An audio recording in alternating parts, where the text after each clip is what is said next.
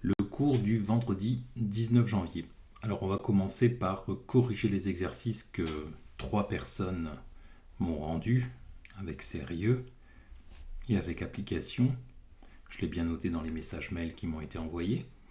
Alors première question, la force représentée ici. Alors il y a eu des erreurs par rapport aux 3 personnes qui m'ont envoyé ça. Donc déjà on voit que le point d'application se fait au niveau du contact entre la main et la laisse. Donc ici, le système, ça ne peut pas être le chien par exemple. Donc ici, c'est la force exercée par la laisse, donc sur la personne. Et pourquoi? Parce qu'on le voit avec le sens. Donc si c'était la force exercée par le chien sur la laisse, donc on aurait une force comme ceci. Et si c'était par la maîtresse sur la laisse, on aurait une force comme ceci. 2. Dans la situation ci-dessous, alors on pouvait dire que l'action de la footballeuse a mis en mouvement le ballon. Alors, donc là on suppose qu'on a le mouvement, on peut supposer qu'on a le mouvement en l'air. Donc j'ai mis entre pointillés l'action de la Terre a mis en mouvement le ballon parce que quand on est en l'air, c'est sûr que la Terre, avec la force de pesanteur ou le poids, joue quand même sur la trajectoire du ballon et c'est pour ça qu'on aura en fait une trajectoire parabolique. Mais je pense pas qu'on allait jusque là. La force exercée par la Terre sur la Lune. Donc si c'était sur la Lune, donc on peut éliminer ce cas ici, on se retrouve avec ce cas, et on va prendre le troisième puisque les forces sont attractives. Une action mécanique peut être modélisée par une force, bien entendu. Une force est caractérisée par sa direction, son sens, sa valeur. Donc valeur, on peut dire aussi l'intensité. Ensuite, on avait 2,5 divisions, donc 2,5 fois 10, on avait bien 25 newtons. D'après la situation, donc le système, c'est l'oiseau. Et comme on a une direction verticale et surtout un sens vers le haut, c'est bien la force exercée par l'éléphant sur l'oiseau. Donc en fait, l'éléphant joue le rôle de support. Ensuite, un véhicule tracte une remorque à bateau.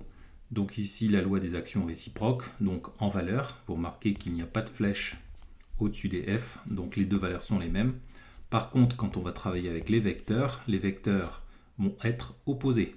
Donc cette relation vectorielle implique cette relation au niveau des valeurs des normes.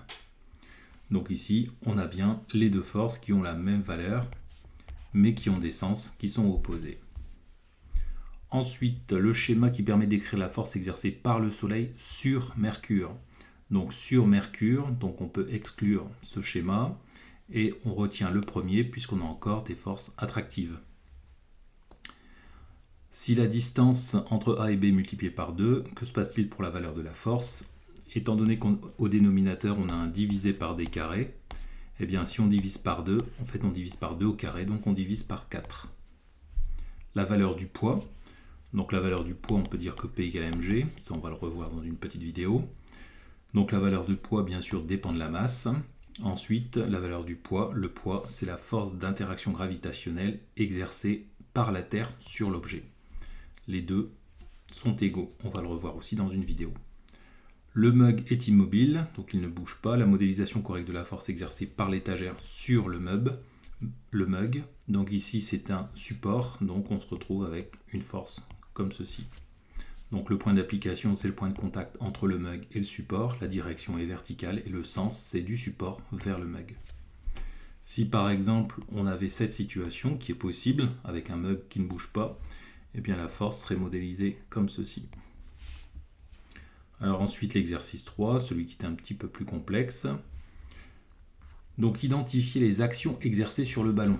Donc le ballon est en l'air, il n'y a donc pas d'histoire de support du sol, donc on a une action à distance, l'action de la Terre qui est modélisée par le poids ou la force d'attraction gravitationnelle, et en l'air, si le ballon bouge, eh bien on aura une action mécanique de contact de l'air et donc modélisée par la force de frottement de l'air. Rappelez l'expression vectorielle de la force d'attraction gravitationnelle. Alors on vous donnait le vecteur unitaire, donc le vecteur unitaire je l'ai représenté ici. Je rappelle que le vecteur unitaire a une norme qui vaut 1 pour ne pas jouer sur la valeur. Comme on me disait T vers B, donc la Terre est en bas, le ballon est en haut, donc la direction c'est celle-là. Donc le vecteur unitaire est comme ceci. Et on remarque que la force d'attraction gravitationnelle est selon moins UTB. Donc moins UTB, et ensuite devant, je place la formule qui me donne la norme. Donc dans ce que j'ai encadré, j'ai la norme, et dans le moins UTB, j'ai les informations sur la direction et sur le sens. La direction, donc quand on regarde cette flèche, la direction elle est bien verticale, le sens il est bien vers le bas, et la valeur, eh bien la valeur on avait dit que c'était ce qu'on encadrait ici, donc on remplace par les chiffres qui étaient donnés ici pour G. Les deux masses sont en kilogrammes, donc attention, 0,125 kg, multiplié par la masse de la Terre qui est bien en kilogrammes, et attention, on divise par TB au carré, mais donc TB c'est la distance entre le centre de la Terre et le ballon qu'on suppose pratiquement au niveau du sol, puisqu'on ne donne pas cette distance. Donc ça veut dire qu'on prend le rayon, mais on avait des kilomètres, donc le 10 puissance 3 devient 10 puissance 6 puisqu'on remultiplie par 1000. Et avec 3 chiffres significatifs, on trouve 1,22 newton. Et pour représenter la force, telle qu'elle est ici, donc là on la mettrait comme ceci, pour mettre le point d'application au niveau du centre du ballon, et bien comme 1 cm c'est 0,5 newton, quand on a 1,22 newton, on a 2 fois plus de centimètres, c'est-à-dire 2,4 cm.